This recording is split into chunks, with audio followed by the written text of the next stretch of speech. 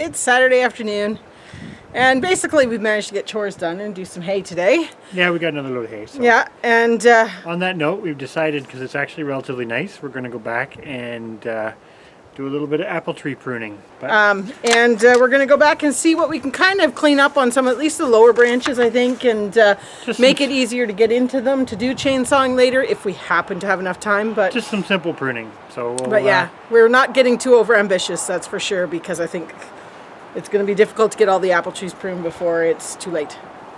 Probably. But we're going to go do a little bit anyways and enjoy the sun. So we're back in pasture 1, which is where we're going to focus on today. And we're just going to tackle a few of the apple trees and probably clear out a bit of the other woody plants that we don't want in this pasture. I think I counted. There was 23 apple trees in here, or maybe it was 27. So we're not getting them all around the ball, but we're going to try to make a start. Yeah, as you can see, they're quite big, quite overgrown. We featured these quite a bit in our fall videos, but this really shows a better perspective here with no grass. So far, we are just tackling the lower branches on these guys. This tree kind of originally looked like, just pan me slowly, that tree.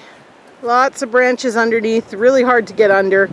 So we're just kind of cleaning it up underneath. As you can see here, we're going to get kind of a, wouldn't be a canopy, I don't know what you call that. And then we'll see if we can maybe get some of these bigger leader guys out of there. But kind of just picking some branches that look good and healthy and have some nice lower branches so that we can develop into some shorter trees that are going to produce us some fruit. And some of it that we're going to take off is going to be big enough for firewood next year, so win-win. You basically, when you prune, well, this is what we're doing anyways, because these are kind of overgrown.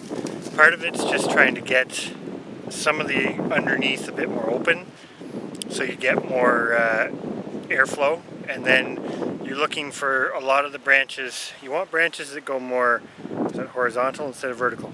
Mm-hmm. So if you've got a few branches to choose from, you want to take out ones that maybe crisscross and kind of make it really dense, and you want to take out some of the upright ones because you want the tree to spread more.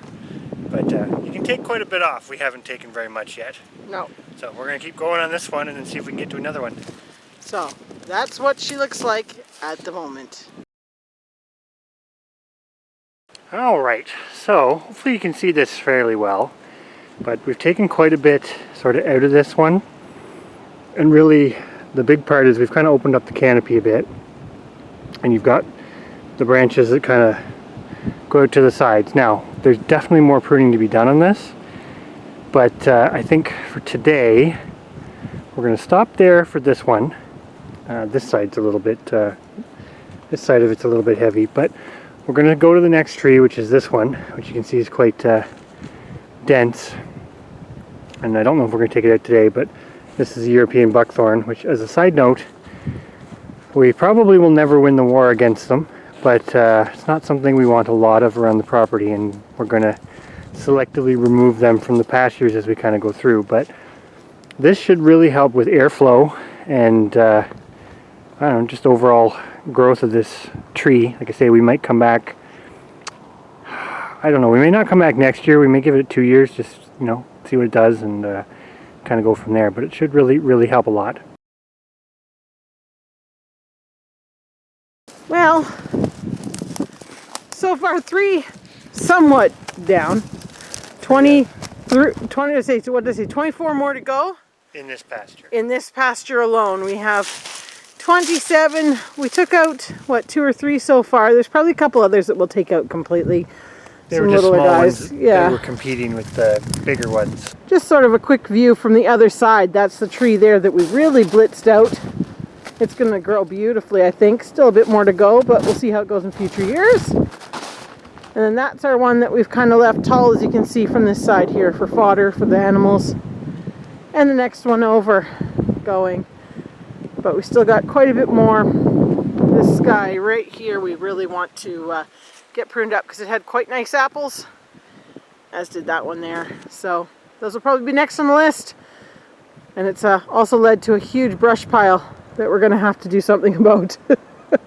But we'll tackle that another day. all in all, I think it'll make a big difference, and we kind of chose this side of the pasture first off because it was out of the wind a bit, but also this side had more bigger eating apples than the other side. The other side was more kind of your wild apple, but saying that, as we prune them up, who knows what we're going to get. So still a lot more to go, and fingers crossed it will come together in the next couple weeks before things really get sprouting.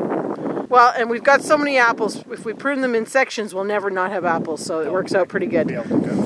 Anyways, still be able to make juice and applesauce and all sorts, but it is now getting late. Looking forward to the time change tonight, because this will actually be quarter after 6 tomorrow. But for now, we better go get chores done. I can hear everybody whining back at the barnyard, so have a great night.